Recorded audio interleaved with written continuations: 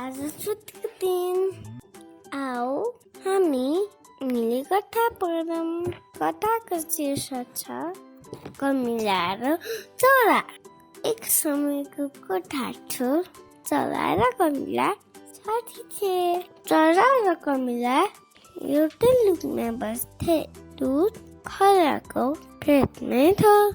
एक दिन कमिलाको खुट्टा चिप्लेर खोलामा खस्यो। खोलाले कमिलालाई बगाउँदै लग्यो। बचाऊ बचाऊ भन्दै आत्तिएर कमिला चिच्चायो। आफ्नो साथीलाई बचाउन चराले जुक्ति सोच्यो।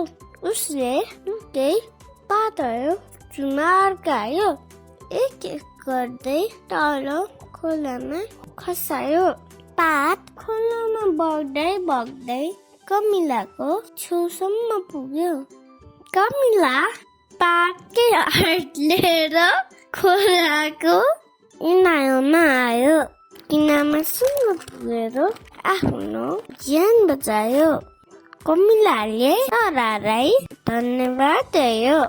त्यस्तै अरूको दिन चरा र कमिला गफ गरिका बसेर थिए। एउटा सिकारी शिकार गर्न गयो। त्यो सिकारीले चरालाई देख्यो। आफूसँग भएको बन्दुकले चरालाई ताक्यो। कमिलाले ठ्याक्कै देख्यो। कमिला पनि कमबाट थिएन।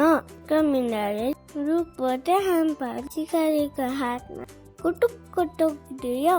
आइया भनेर सिकारी करायो। सिकारीले बन्दुक फ्याँकेर आफ्ना हातमा हेर्दै चरा भर उडेर आफ्नो ज्यान जोगायो।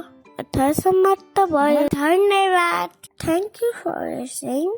Like, share, subscribe.